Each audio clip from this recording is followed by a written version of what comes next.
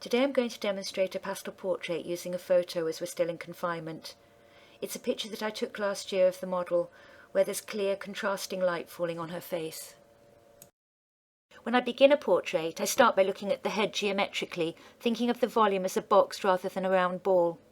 I mark in the directional lines from the middle of the forehead to the chin, then the horizontal proportions, the middle of the mouth, the bottom of the nose, the eyes and the eyebrows. I want to check whether the face has a tilt to it or not. I've chosen subdued green as a background and have tinted my pastel matte paper with gouache before beginning the drawing. Green was often used by the old masters as underpainting for their portraits.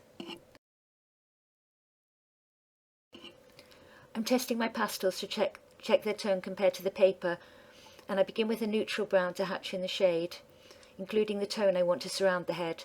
A darker colour emphasises the light on her face. I want to consider the whole picture surface from the beginning, so I'm sketching in too the lines of a jumper.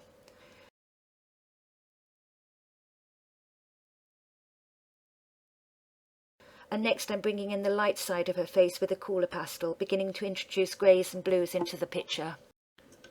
I'm not particularly interested in copying the photo to create an interior, but it feels natural to balance the light on her face with a block of light in the top right-hand corner which can suggest a window.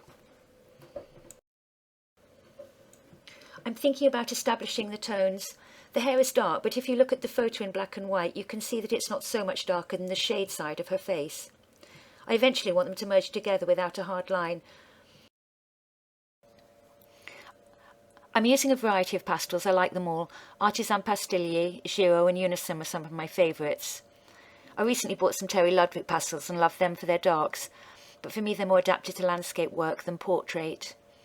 I enjoy blocking in with the larger pastels. My portraits develop from drawing with a crayon or with charcoal, and the slim Giro pastels suit me well. I slowly introduce more pastels. Natural light is bluer than the warm artificial light on the left-hand side of her face. I'm using brown as a warm neutral here, but I find colour quite subjective, and when I try adding a bluer grey on the forehead I find that it works quite well. I can continue mixing and cross-hatching as I'm working lightly to avoid muddying the colour. I've exaggerated the spots where the light is hitting her face here as a reference to myself.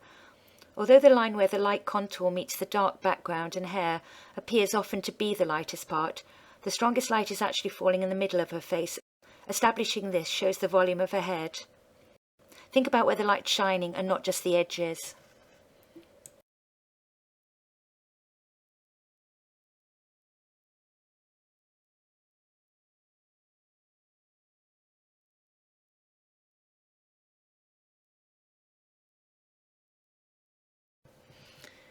Eyes can really pose a difficulty for beginners.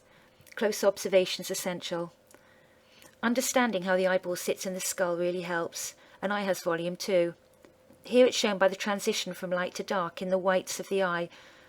This is an unfortunate name and causes much confusion. The whites of the eye are not necessarily white.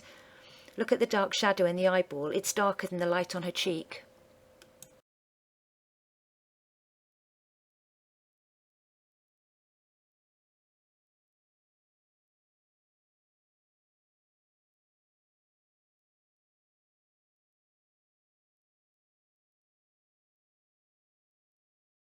As the picture builds up, I gradually add colour.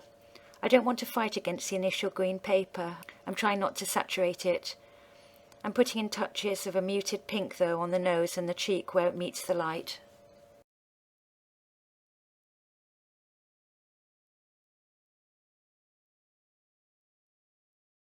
The projection of the nose is conveyed not only by the obvious highlight, but also by the underside of the nose.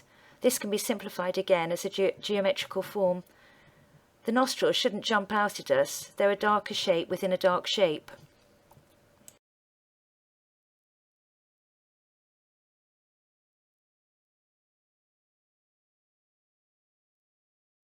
I love painting mouths. I suppose if we want to paint portraits, we're invariably drawn to the features. And if we're working in a figurative style and want that illusion of 3 dimensions, again we have to think about how the light's falling. The bottom lip projects and casts shadows underneath the mouth. The upper lip slants slightly downwards, so it's in shadow too.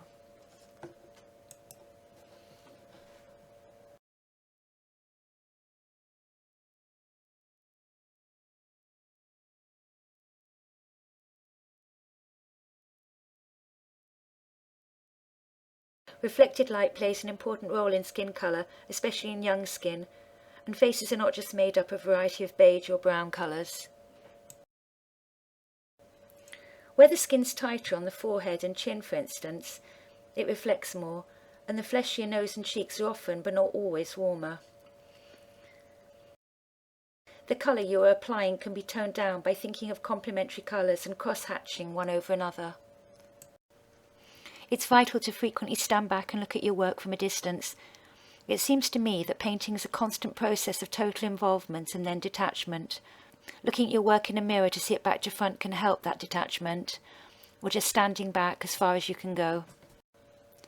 I recommend that major decisions about a picture are decided early on. However, this isn't a science. Emotion comes into play. I want some blue in here. I think it's to do with the grey blue I've been keeping on the dark side of her forehead. I wanted something to balance it. But maybe also I need to take a risk. As soon as I've applied it, I feel quite satisfied, and then can add that into the shadow areas of her chin.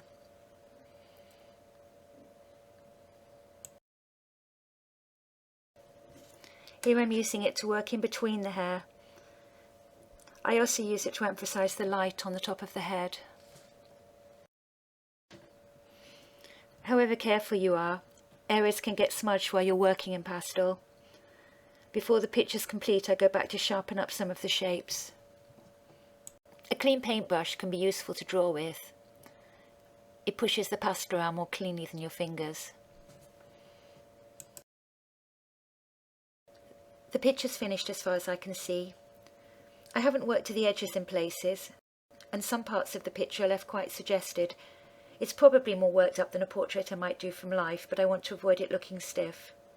Green has remained the dominant colour in the painting, moving towards ochre on one side of the spectrum and violets on the other. Touches of orange and pink are fairly subdued. I hope you've enjoyed this video and you found it useful. Thanks for watching.